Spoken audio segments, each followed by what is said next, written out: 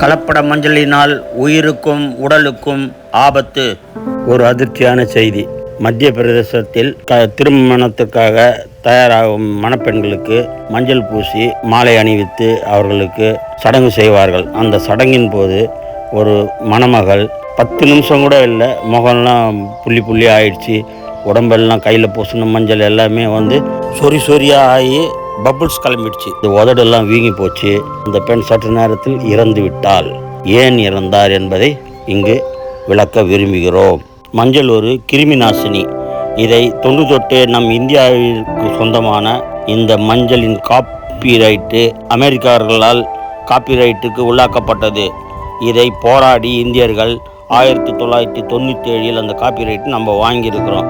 நம்ம இந்தியாவில் தான் நிறைய விளையுது மஞ்சள். நம்முடைய முன்னோர்களான பெண்கள் நிறைய பேர் குளிக்கும்போது மஞ்சளை பூசுவார்கள்.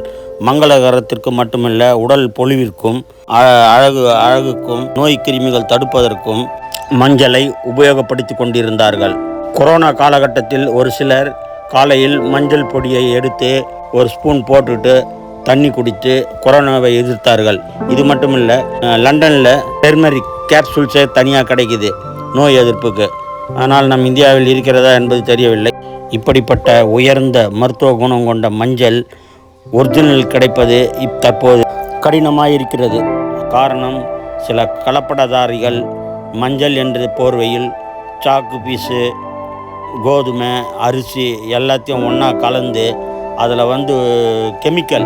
மஞ்சள் கெமிக்கலை கலந்து கடைகளில் விற்கிறாங்க. இந்த பூஜைக்கும் சரி, மஞ்சள் பூசுவதற்கும் சரி கொடுக்குறாங்க. அதனால் தான் இந்த விபரீதம், அதாவது மத்திய பிரதேசத்தில் அந்த பெண் மரணம் அடைந்தார் என்ற செய்தி கிடைத்துள்ளது. இவை மட்டுமில்லை, மஞ்சள் கலப்படதாரிகள் இருக்கிற வரைக்கும் நம்ம மஞ்சளை நாமளே வாங்கி அதை அரைத்து வைத்து கொண்டு சாப்பாட்டுக்கோ உணவு வகைகளுக்கோ அல்லது அழகு சாதனங்களுக்கோ அல்லது முகத்தில் பூசுவதற்கோ நாமே வைத்து கொள்ள வேண்டும். கடையில் வாங்கும் மஞ்சள் எல்லாம் நல்ல மஞ்சள் என்று நினைக்காதீர்கள். அவை எல்லாம் கலப்படமே. அது உங்கள் உடலுக்கும் உயிருக்கும் ஆபத்தை விளைவிக்கும் என்று செய்தியை தெரிவித்துள்ளார்கள். எல்லோரும் உஷாராக இருங்கள். சரி, நல்ல மஞ்சளை கண்டுபிடிப்பது எப்படி? மஞ்சளை எடுத்து 2 விரலில் அப்படி தேய்ச்சிங்கன்னா ஒட்டலைன்னா அது கெட்ட மஞ்சள், கெமிக்கல் கலந்த மஞ்சள். அதே மஞ்சளை எடுத்து அந்த விரலில் எடுத்து தேய்ச்சா அது அப்படியே ஒட்டி பிசு தன்மையோடு இருக்கும். இதுதான் ஒரிஜினல். இப்படி தான் கலப்பட மஞ்சளை கண்டுபிடிக்க முடியும்.